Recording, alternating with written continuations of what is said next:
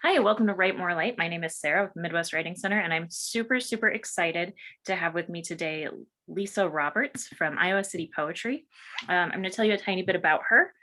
Lisa earned her BA at Princeton University and her MA at the University of Virginia. Over 18 years, she's taught literature and writing in Hong Kong, in the University of Virginia, University of Nevada, Las Vegas, and University of Nebraska.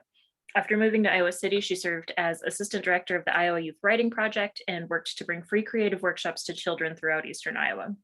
Her poems have appeared in Plain Songs, The Untidy Season, and the Anthology of Nebraska Women Poets, and Little Village. She's performed spoken word poems at a variety of shows, including Was the Word, Voice Box, and The Hook. Thank you so much for hanging out with me today, Lisa. Hi. Hey. Hi, Sarah. I'm so thrilled to be invited. Thank you. Thank you. And thank you for all of the work that you've done to bring literature to Iowans. I am obviously very passionate about that, and it is really the quickest way into my heart, followed by food. I'll try to make both of those happen. I can take you out when we can all go out again. God, that's too much. I love it. So how these normally go, these videos, we're going to do our talk, then I'll give a little update about what's going on at the Midwest Writing Center, and then we have a free write. I'm not sure if we're going to have a time for a free write today with you. Hopefully you can hang around for it, but I know you've got a busy life. So we can get straight to the meat and potatoes. Oh, more food. That's great. Yeah. I love meat and potatoes, even though I'm vegetarian, veggie meat, soy meat. Yeah, I didn't know let's you're a do it. vegetarian. I'm a vegetarian. We have so much in common. So I want to say before I dig into the meat and potatoes, something that I really admire about you, and it took me a while, having known you, interacted with you before I figured this out, I guess. Maybe I'm just a little too self-absorbed. But I really love how no matter what it is that you're working on, you always seem to prioritize being accessible and bringing what seems to be, particularly in like Iowa City where you're located, bringing what seems to be very elite and highbrow to everyone, because well, if you ask me, art is for everyone. So that is very deserving of all of the accolades. So thank you so much for doing that. Well, that's kind of you to say. I mean, it's definitely mission number one for Iowa City Poetry and for me. I just, poetry for the people, right? I mean, it's an art form that grew up from singers in fields and mothers with children and people on ships. And it grew up from the people, and it was a spoken form. And, eventually we sort of decided that it was going to be this elitist thing that was only in very rarefied books. And I love both of those types of poetry, but it's the heartbeat, it's song, it's prayer, it's a shout, a protest. And so how could it not be? How could it not be for everyone? I love that so much. Well, not, you're much more eloquent than me, but an argument I make all the time, whether or not anyone wants to hear it, is the written word came from the spoken word. It used to be the sole, one of three forms of entertainment that we had, right? Storytelling in whatever form, physical or visual or auditory. Mm-hmm. And it makes no sense that story wouldn't belong to everyone. So I love it. Right. Well, absolutely. And the funny thing about Iowa City is that, so I moved here in 2011, and I thought, great, right? So my partner got work here, and I had been teaching at other universities, but I thought, no, I'm going to sort of lay low for a while. I'm not going to keep teaching a million adjunct classes.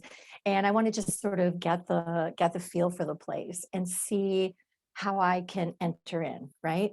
Was it Eudora Welty that one time sort of described um, sort of entering some fast-paced things as like trying to insinuate yourself into an egg beater.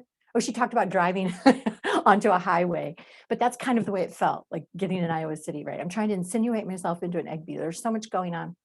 But what I found is that, like, I would say to people, so what writing workshops are available? And they'd say, well, of course, there's the workshop, and you could take some classes at the university. Like, That's not what I was asking. right, exactly. All roads, and I get that, of course. I mean, this is a place that in many ways has gotten its identity through the workshop. And then, of course, as an extension of that, as UNESCO City of Literature. Very exciting. Amazing people come here from all over the world. But, the ways to interact with that were either passive or expensive or both. Right? So how exciting to go to Prairie Lights and it live, see like some of the most powerful readers, most powerful writers in our country and on the globe read right there live, a few feet away. And how fantastic to go to the Dye House, library and to be there for the readings. But a lot of people didn't even know that those readings were open to the public. Like I would say, I oh, I'm lived going, there for, gosh, 3 years before I knew that, right, right. And so I and I just was, kind like, of, in the world, you I know? know. Yeah, exactly, exactly. So I just kept digging, digging, digging. And it was just really fascinating to me that I'd moved from Lincoln, Nebraska, where I felt there were actually more resources for everyday poets and writers than in Iowa City. Um, Yeah, Iowa and City's and kind of a that's and trip that's that way. right, exactly. And it's not, you know, that's not to discount the amazing things that are still going on or were going on before 2020. The Summer Writing Festival is extraordinary, but there's a reason why the demographic is really old and really white. There just is. It's it's in the middle of Iowa and it's very expensive. It's just wildly expensive, and I get it. Writers deserve to be paid, right? Writers deserve to be paid. How do they get paid? Through registration fees. But I just thought there has to be something between nothing and everything, right? There has to be some mid-level writing orgs, writing opportunities, especially for poetry, that all of us can access. Uh, and I have to say, I'm not just saying this because I'm here talking to you from the Midwest Writing Center, but you all were a model for me because I would see that Becca Claver was offering a like writing trauma workshop, or other amazing people were offering poetry workshops in Davenport. And I'm like, y'all, I'm living in Iowa City, but I have to drive to Davenport for an Where Becca affordable. lives. Right. Exactly. Exactly. So in the very, very beginning, we, developed the free generative writing workshops. So that's a monthly free workshop every third Sunday of the month, 5:30 to 7, with like some amazing writer in the community. And we just thought, I wanted to reproduce some of what I'd had in Lincoln, kind of help give other people what I wish that I had. And so we developed that. That was with actually poet Josh Foman, who is an Iowa Cityan, but now lives on the West Coast. And he and I got together and we started this together. And then Iowa City Poetry was actually a poetry calendar, and we tried to list everything. So I thought, someone should really find out what's going on in poetry within a 50-mile radius and put that somewhere for everyone to see. Anyone? Anyone? Okay, I guess it's me. Oh And man, so I've we had that did, so many times where I'm like, why isn't someone doing this? Oh man. oh man, I guess it's me. I guess I have to do it. But it was really fun because it was a great way to meet everyone, to say, hi, I see you're doing this. Is it okay if I put it on the calendar? So I did that for a long time. So Iowa City Poetry's really had two iterations. So we did that. It was like, and then I got involved in the Iowa Youth Writing Project. So I kept the calendar up, but it couldn't be as extensive all the time as I wanted it to be. And then after I left the Iowa Youth Writing Project, I was able to really devote most of my time to Iowa City Poetry. And we had a rebirth in March of 2020. Hmm. Is that date known for anything else? Yeah, I know. And we You know, became a nonprofit. I um I remember you leaving the Iowa Youth Writing Project and being like, this woman is taking some really serious talent somewhere and she's not telling me what's happening. um I and should have kept you in the loop. We needed to talk more, but I'm glad we're back together now. I have been so just, I mean, I've said this like 6 times already in the last 10 minutes, but I've just been so thrilled, like out of my mind thrilled about the stuff that you've got going on. So I'm really glad that you are making the magic. Well, thanks. Thanks, Sarah. We do, we we have done a lot. Weirdly, I can't believe you it's know, only been a year that you've been going this hard at it. That's amazing. yeah, well, we just like, okay, buy a pro account on Zoom and get busy. And you know what happened, Sarah, is that it was March 9th, actually. It was March 9th, and everything was starting to heat up, to cool down. But we had already I had invited just some fantastic poets and people um, to come for a brainstorming session. We went to an area, kind of, cheese and bread place, and we sat down. And I said, you all are plugged in. You all are already offering incredible things to the community. What do you think's missing? What do we need? And so who was that? That was Becca Claver, a name that keeps coming up. Jane Huffman, who's a Ruth Lilly fellow, recent Ruth Lilly fellow, and also works. I met her through the Iowa Youth Writing Project, phenomenal poet. Just I could go around the list. Jennifer McBain Stevens, Laura Felleman, Linda Mueller, just really a great group of people. So we sat there and I invited many more, not that many people could come. And so we just like, what are we missing? So someone said, it was actually Becca. She said, I have friends who really want to read in Iowa City. They really want to read anywhere in Southeast Iowa, but they can't find um, a poetry reading to go to. They get in touch with Prairie Lights, but Prairie Lights is booked. And so, it would really be fantastic if we had a poetry series in Iowa City. Why in the world does that not exist? There used to be, but Russell Jaffe took Strange Cage with him when he moved to Chicago.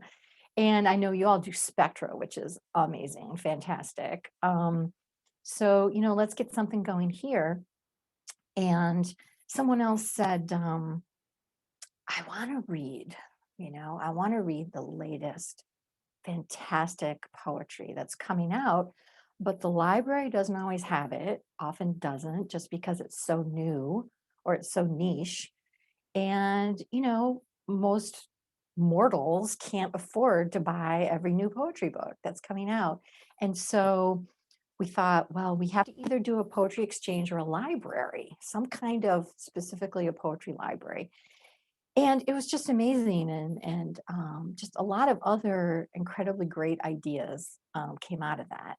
And so um, we started a poetry reading series. And so Jennifer McBain Stevens is hosting Today You Are Perfect, and that does intend to go IRL when we have an opportunity. So there will be another place for people to read when they come through town. And I'm really excited to say that in May, we're going to launch our Iowa City Poetry Lending Library. I know. That's been quite an education. It's like, oh, how do you, how do you mark up your books? How do you create a catalog? How do you do all these things? And so, I mean, how lucky am I again to be in this town, because we have two graduate students who are doing their practicum with us. And so I know, and they have been diligently cataloging my entire poetry collection and then donated books from lots of friends here in town. I don't know if I would be able to lend out my books in any kind of official capacity. I know. That's I thought so about it. brave. I don't know. Well, since Generous. It's generous.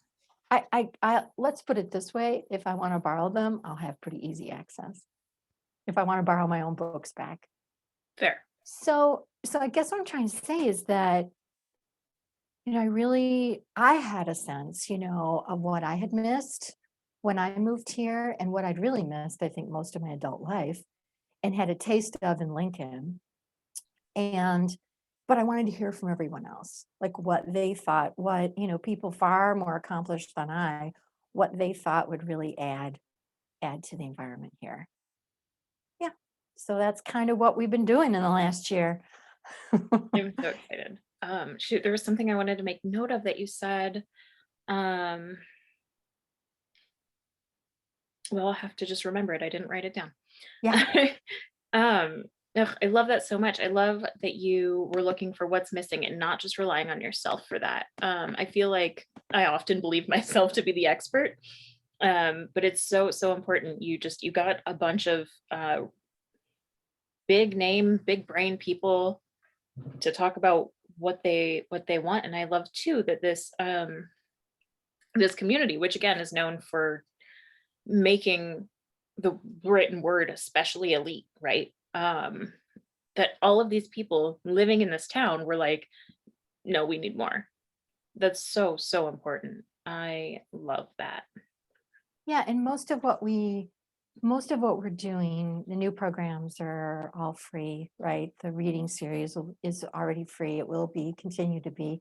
The library is fees free. We've really learned from two community libraries in town, Antelope Lending Library with Cassie Alton and her amazing crew, and also Aidan Bettine, who just in the last year manifested the LGBTQ Iowa Archives and Library. And so I've just been like picking their brains for the past Those few are, weeks. yes, those are really wonderful resources. Iowa City, you are lucky. I remembered what I was going to say. It was not important. I wanted to do a shout out to a subscription service that I'm a member of, which is super cheap. And every other month I get like a brand new poetry book from like that Wow. just came out. It's from Elliott Bay Book Company. And I've heard of, so Ryan. He just has his finger on the pulse of what's going on in literature. And anytime he brings up a poet, I'm like, write it down. And so this was sort of my way of trying to keep up with him, but it has been so amazing, the books that I've gotten from the subscription. And it's most of these subscriptions, I did a bunch of research around, I don't know, Christmas, my mom's birthday, something, because I wanted to find a subservice for her. And so I did lots and lots of research, and usually subscription services are really expensive, like at least over 200. And that's maybe for 6 books. Anyway, this is 125 and it is mind blowing. So I have to check it out. It's one of my, Thank you. probably my favorite bookstore, but I will say it's one of them. Also, they have free shipping now since last March. They just free shipping. You are a never-ending source of information, inspiration. So that's fantastic. I will sign up. I did not know about that. The books I've gotten, I got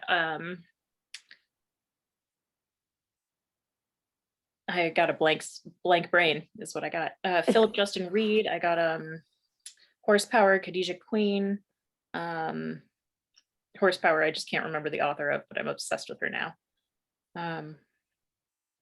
A couple of books in translation, which like you never see out in the world. Yeah. Not, I mean, you do, but only if you're looking for books in translation. That's a very niche thing. Great. Well, thank you for Keeping up to telling me date about that. with poetry is hard. Well, and yeah, it is. And so we can't claim that we'll have the most up-to-date things in the library, but we plan to have, we'll take suggestions for what people would like us to carry. But so that's kind of on the horizon. What's kind of the bread and butter of what we do though is the workshops. And because we've been lucky enough to have you as a writer in some of our workshops. I am a little obsessed. You always have. I wanted to actually wondered if you have a past events thing. I wanted to read some of the names that you've had teaching. Um, because Sure, they're if you go to workshops, you can go down below. And then also at the Free Gen site, Mhm. if you go to past, they're all there too. Yeah, so maybe I should screen share, huh? Um, Sure. there we go. So this goes from most recent to least recent. So I assume this one's upcoming. Yep, Yep. Jessica Lawson, Stephen That's going to Gillis, be unbelievable. Nikki Bayonne, Shira Dents, Becca Claver, Nora Claire Miller, Caleb Rainey. And then your free gens have been so good, which is how I got, started in your, um, Go up to maybe, yeah. okay, good. I was like, sorry, I don't know. Good. Because, If you go, who doesn't want if, to, all there right. we go, I see it. Because who doesn't want to go to a free class, right? Yeah, Ugh, with Tamika Cage Conley. ugh, I love her. Yeah, yeah, look, your favorite, right? A friend of Midwest Writing Center. She's And gonna be at the conference again. I know. Gift to the world from Iowa, Liz Lenz. Lean. Mm-hmm. This is such Nara. a great list. Yeah, keep going. Yeah. And then I just had to double check. yeah, we loved him so much we invited him back. I mean, this. Yeah. And then if you go down to go up, basically the current one would be the homepage at the very bottom of the homepage. Yeah.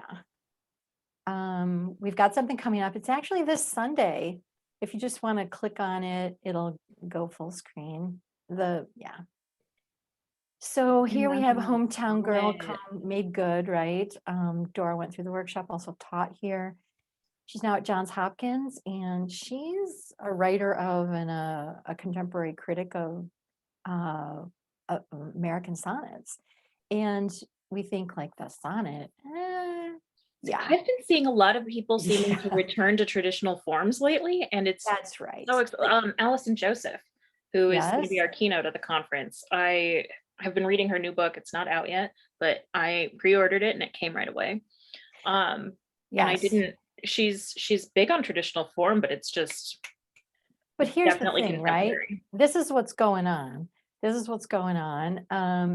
I'm sure you know this. It's that it's BIPOC writers, it's women writers, it's writers who in any way have been marginalized in culture are taking back the forms. Yes. And they're breaking them apart and they're remaking them. And they are, what are they doing? They're reinventing them. First of all, they're claiming them. It's like they're ours too. And then they're saying, you're not going to limit me. I'm going to remake you. And I'm, in the last free generative writing workshop, Jorrell Watkins, who's a recent graduate of Love him. Iowa. I've never met him in person. We emailed a lot when I was at IWP, Yeah. and timing never worked out for us to do anything together, but Yeah, he's so cool. he's so cool. And he's poised to go to Japan soon because he's a Fulbright. Yeah, it's not enough to be a No great big deal. writer, but no big deal. So he's going to be heading off to Japan soon, but he was kind enough to do the free generative writing workshop with us in March.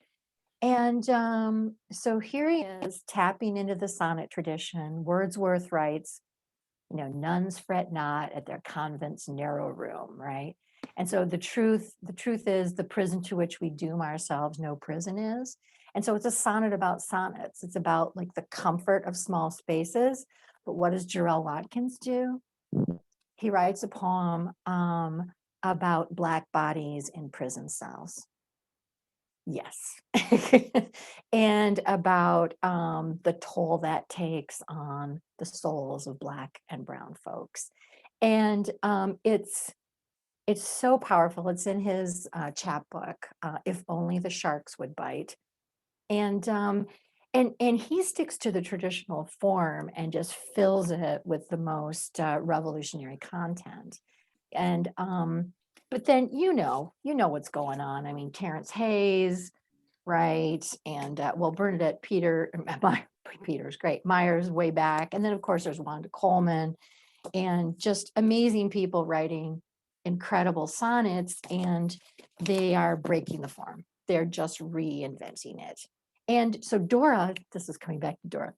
Dora just recently co-organized a symposium all about American sonnets, sonnets from the American, and has a really great anthology that's coming out.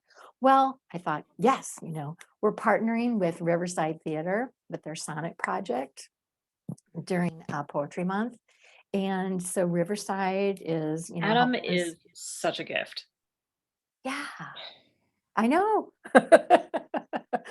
And so I think everybody really wants to just sign up for this free workshop to get to work live, over Zoom for 90 minutes with Dora Malik. Because I know from personal experience when she was the director of the IYWP and I was working with her, that she's just a generous, supportive, kind, brilliant soul.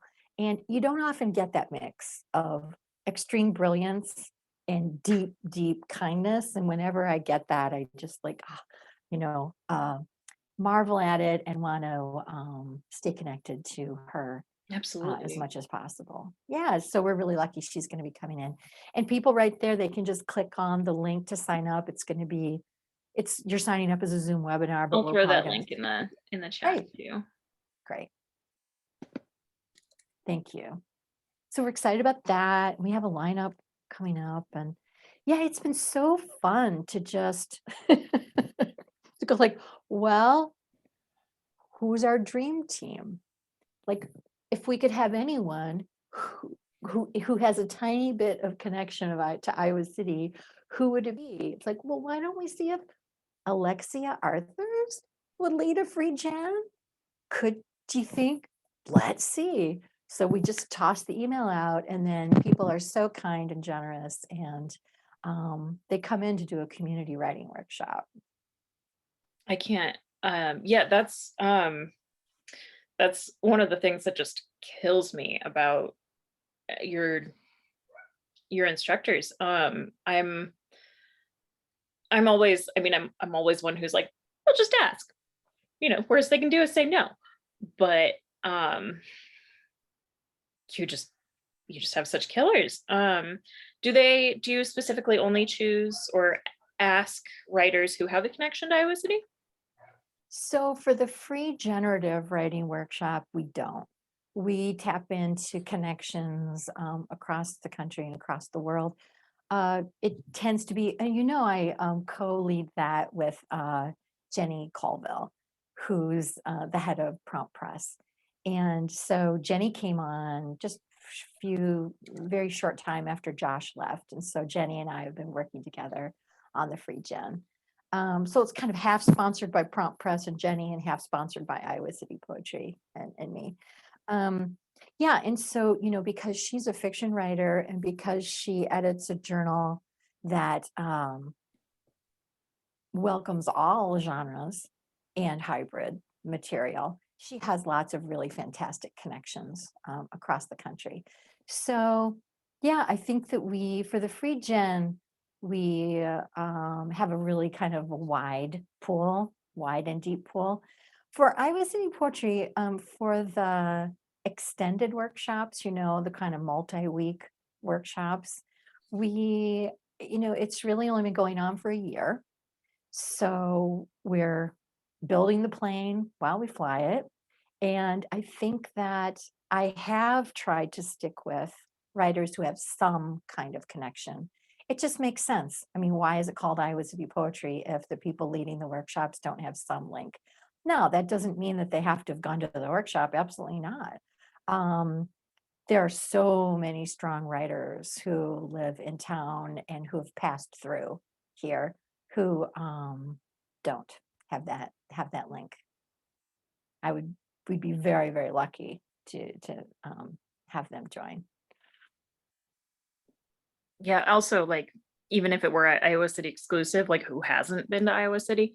Yeah, yeah, we're like lived in or passed through. Like, Right. oh, all right. So that's like everyone. Okay. I thought I was totally prepped for the next question. Um,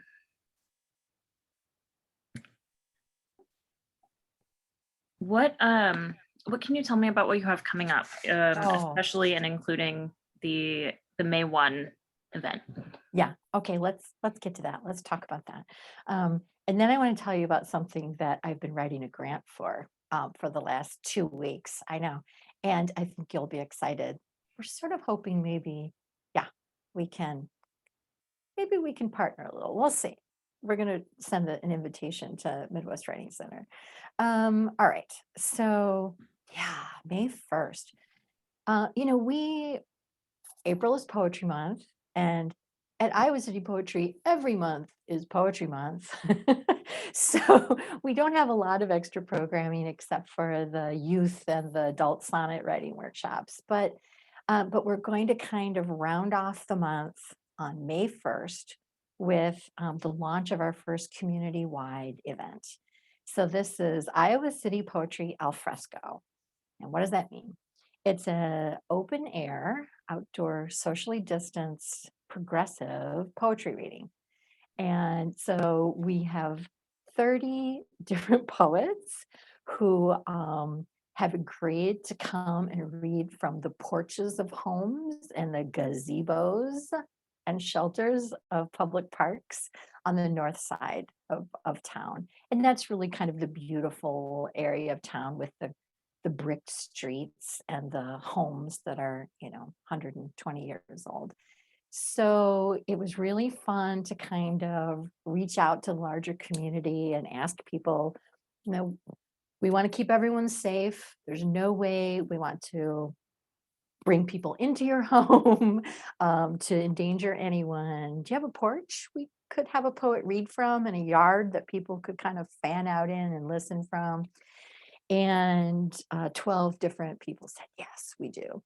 And so I think we've got some Davenport readers coming on over, including Ryan and you.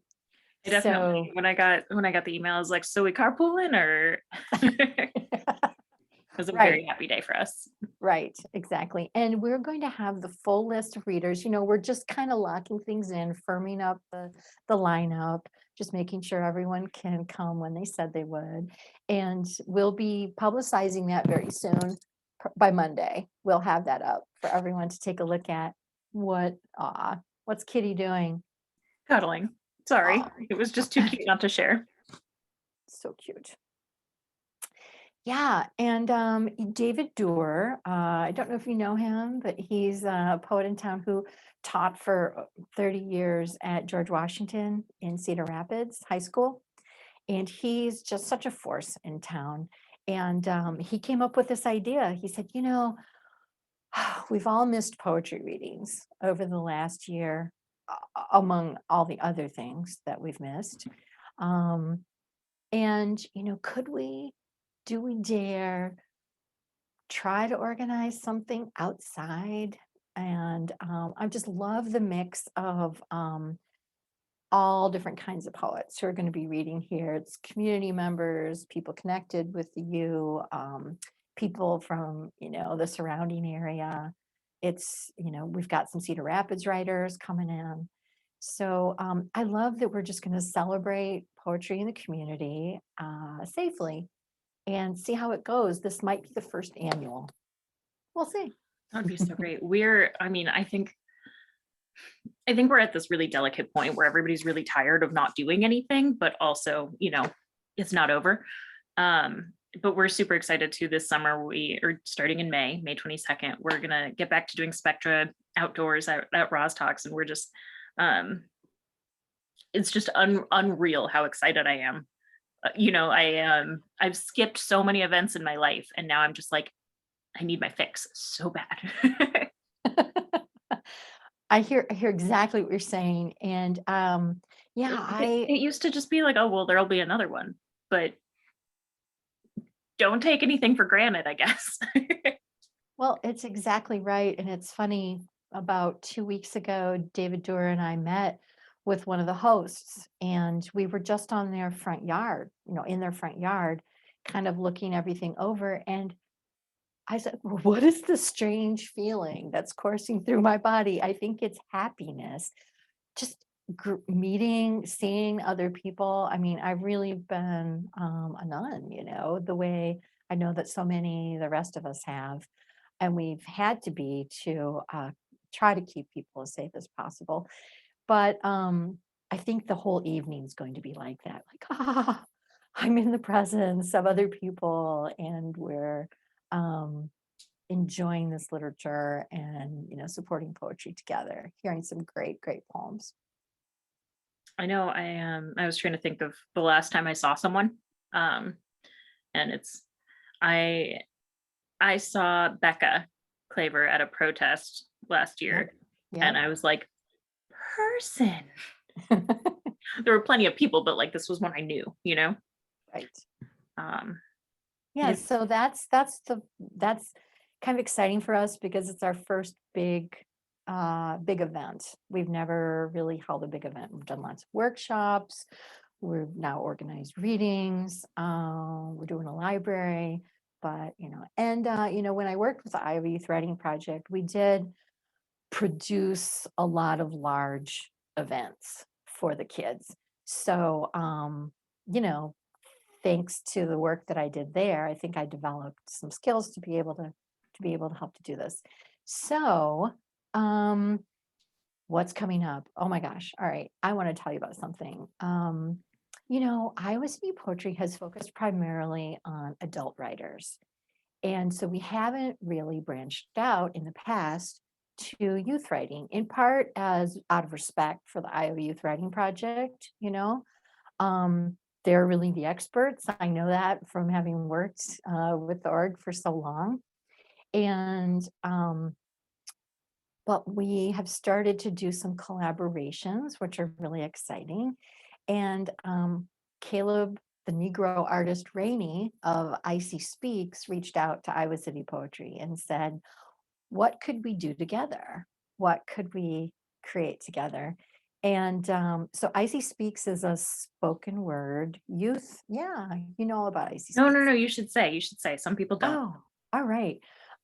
Yeah, Caleb for years now he started with the IYWP, offering workshops in area high schools, and then developed an entire program called Icy Speaks, where he was in all four of the area high schools with weekly workshops on spoken word. And so every week he'd come in for an hour, hour and a half. It was a club, spoken word club at every single one of the area high schools.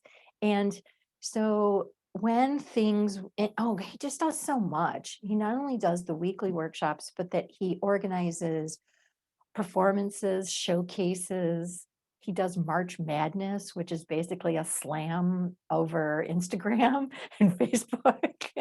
um, and just so many different programs for the kids. He's such a excellent teacher and a nurturing writing mentor that I'm just really honored that he reached out to us. They have a chance to work together. So, what are we doing? Um, so now he's going, we don't have it up on the website yet because it's so new, but we are expanding into youth programming through Icy Speaks. I know. And Caleb. And so what we've got planned um is in early November, we are going to hold a spoken word poetry festival and 3-day festival with I can't say any names because I want to make sure that everything is finalized, but the idea would be that there would be performance and music on one night. There would be workshops and a panel the next day. there'd be slams, there'd be open mics. I know. And then on the last day, we'll have a showcase that will include Icy Speaks and other youth writers. We're hoping some from Davenport. I Yeah, know a and couple. from I know you do. I know you do. That's And then a couple of headliners to really yeah, get everyone excited. So this will be an event for both teen writers and everyone that else sounds, I mean, you're making it happen. with Caleb. He's really That's the brains behind this. that's a dream. That's I just remember the first couple of times that I went to some spoken word shows, and I just thought, this is it. I mean, this combines everything. It's kind of back to the roots of what I think of as the origins of poetry. And there's this gorgeous, gorgeous emotional engagement of the performance level. I don't know about you, but have you been to any poetry readings where you sort of felt like, why did I come? Is this a terrible thing to say? But it's so true. It's like, why I am mean, I I here when? absolutely have. I'm like, I know, hi. Um, I'm he loves me so much. Aw. Um, yeah, no, you go to readings and it's like, especially in the before time when we took things for granted, you're like, I could have been creating right now. I could have been Right. whatever. And then, And that, of course, there's times when you go to a reading and you're like, this is the best thing I've ever done. I can't believe I'm not out at every single moment. well, Um, that's exactly right. And there's absolutely no reason why anyone should have to memorize their poems. But, when you get a dynamic reader from the page or a performer, if there's just nothing else like it, because it's so electric. It really is. And it's just the best of poetry. Um, I so know I'm you've just, got yeah. YEW alum Kaylee with you. I don't know if you've seen her read, but like it's next level. Kaylee, yes, I adore Kaylee, and you actually introduced us, so I really, really appreciate that. You said And that to me recently, and I was like, what? But I mean, I remember now. well, actually, it's so funny because yes, you introduced us, but then once you had done that, I remembered that I saw her perform at Poetry in Motion, produced by Caleb Rainey at the Mill a few years ago, and She's was so blown away. she's so good. She really is. And actually that lets me talk a little bit about another program we have. So yeah, so the two things I talked about are coming up, but we have something that is new that we've already launched, and it's a poetry interview series. So yeah, so Kaylee is the host and the curator of that. I Love know. this. Mhm. And so we've got this, dream list of people to invite. And so the idea is that two poets sit down for a conversation, but one is charged, is carrying, the joy of the responsibility of interviewing the other. And so already Caleb Rainey interviewed Stephen Willis, who is a very, both are accomplished spoken word poets.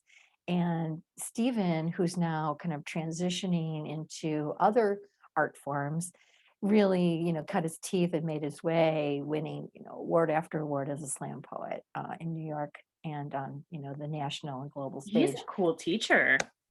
I know Yeah. you know that, but you take enough classes, that you sort of have expectations about and let me rephrase this. You take enough classes as an adult with a specific interest and you have expectations about how the class will go, and he doesn't do that, and that's exciting. It's jarring, but in the best kind of way. Oh, good. Well, I'm glad you felt that way. Yeah, he's such a magnetic personality, right? That it's exciting to, well, learn with him. Yeah, so that was our first Into Voices interview. Caleb, the Negro artist, Rainey, interviewing Stephen Willis. And we've had some scheduling, hmm, roadblocks, but we have three pairs coming up that I think you're going to be really excited about. And they're going to happen. We're just needing to pin down some dates. So Lauren Halderman is going to be interviewing Kiki Petrosino. That's a great I pair. know they're friends, and apparently I had known that Kiki did a great deal of research in Virginia when she was writing White Blood, her most recent book, but I hadn't realized that Lauren Halderman had done research and some writing about Virginia as well. So they're friends, they've known each other, their work here. Yep, Holding up their collab here. love that. So beautiful. I'm sure you've read it. It's Yeah, so of beautiful. course. Just Yeah. Great. It's great. So that's one. And then Jane Huffman is going to be interviewing Dora Malik about Flourish, her recent book. These poor writers who've worked forever on books and then they came out in 2020, right? well, those two also have probably quite a bit more in common than meets the eye. Oh, I think so. I think so. They both are people of the form, receive form, breaking forms, remaking them. Yeah. And then the new one, here's the new one, Sarah. Margaret LeMay, Iowa City poet and editor teacher, is going to be interviewing Felicia Rose Chavez. I know about how to apply her revolutionary workshopping technique to poetry workshops. So Chavez is, as you know, is the author of the anti-racist writing workshop. And the moment I picked up the book, I just thought, oh, how can we do this in poetry? How can we do this in poetry? And that's one of the questions that Margaret's going to be. What's so dope about that book is she has lesson plans in it, just up for grabs. Exactly. And it's just such a beautiful rethinking. I never liked the silence during workshop. If you're being workshop, I understand it. I truly do. I understand all the complexities because as, a teacher for over 2 decades, I've seen and felt the impulse to defend, right? To defend one's work when other people are asking questions or offering suggestions for revision. but Glad I was muted for that. That was a bad noise I just made. So, but to think about what that means, like, was part of the reason that I objected to that so strongly is because I'm a woman. And that is what, I have been acculturated to do. And to have her, sort of foreground the idea that for marginalized groups to be in workshop and told to shut up is not a healthy development of their artistic and professional persona and skill set. I hope. Yeah. Oh, go ahead. Sorry. You go ahead. I hope it's not, I don't know, too forward or unwelcome for me to say this, but I'm sure that the two of us have this similar experience in writing workshops where neither of us came from a wealthy background. And I know when I started writing, or when I started writing in college, not when I started writing, that my work was really misunderstood and often taken to be like shock value when it was actually it was documentary. And there's this huge disconnect between any level of cultural difference that that she answers that question. Sarah, I would say yes. You're exactly right. I'll let you finish your thought. I don't know that it was important. I would say, there's a little bit of, early on when I was learning about different workshop styles, and it's not the newest area of study for me. It's my new favorite. But I went to art school when I was 18 and hated the workshop method there because it was just people repeating your story back to you, which now I understand. But I was like, no, tell me when I'm bad, because that's what I thought was normal and sophisticated, and it's just not the case. I think there are a couple of moments of ableism in her structure that bothered Mhm. me. But the beautiful thing about it is she's okay with being corrected. Um, and she knows that there are more adaptations to make, and that's the point. We can adapt and meet people in the place where they will make the most progress as the artist they want to be. I understand exactly what you're saying. And yeah, that's happened in terms of like economic issues. And for me, it's happened a lot in terms of gender, a lot. I mean, I'm so old. And so, I've been in workshops a long time. And I mean, I had an instructor where it wasn't an instructor, it happened in the workshop, but the instructor let it happen, where someone told me when I was writing about sex from, hello, a female point of view, my point of view, and somebody actually said, "You're going to have to change that because I think you're going to alienate half of your readers."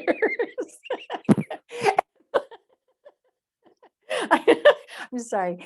And it's like, well, okay, so I'm supposed to remain quiet while that is said, when I've spent my entire life. I have the Yeah. feeling someone of a gender different from yours said that. Oh yeah, I'm sorry. I thought that needed to go without saying. Yeah, it was a man who said that.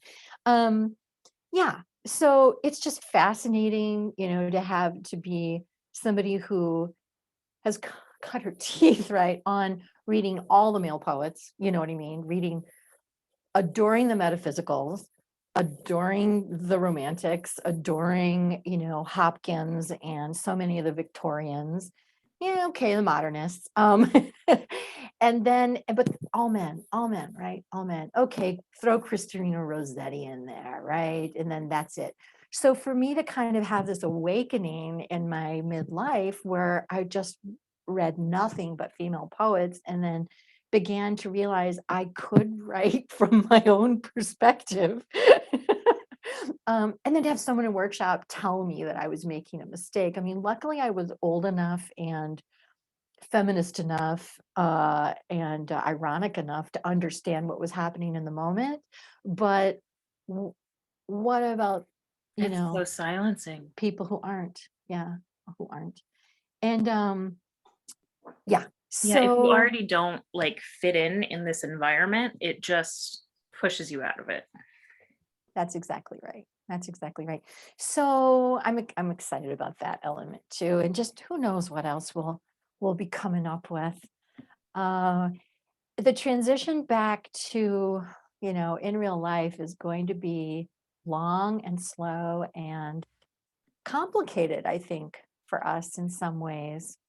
But I maybe this isn't my place, but I really trust you to also be deliberate, which is going to make it so much. It's going to be so good. I'm gonna drink in and absorb those good wishes, Sarah. I really appreciate that. Well, if, and I mean, you wouldn't do this, but if you had said, we're ready for the transition or whatever, but you said it was going to be slow and complicated, and that to me tells me that you're being very thoughtful and intentional about it, and that makes me more excited. Well, yeah, and my goal, I just always have to think like to whom I'm responsible.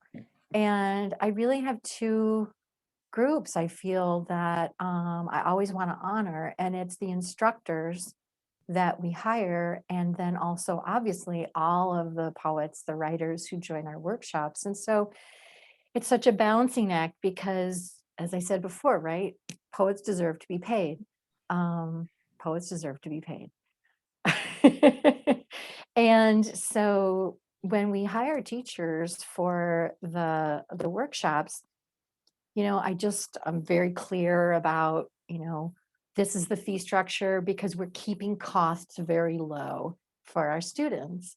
And we're young, right? I mean, this new iteration where we're offering all kinds of incredible in-person writing workshops, that is relatively new to us. So we don't have a foundation. We don't have a grant structure set up already that would allow for a lot of underwriting. And so we do, it's what happens, right? People who pay full tuition, a portion of their tuition is supporting people who get discounts and who get waivers. And that is kind of working right now, a very sort of little balance where either like, I don't know if I'd ever say we're in the black, but we're, in the pink, maybe the red a little bit.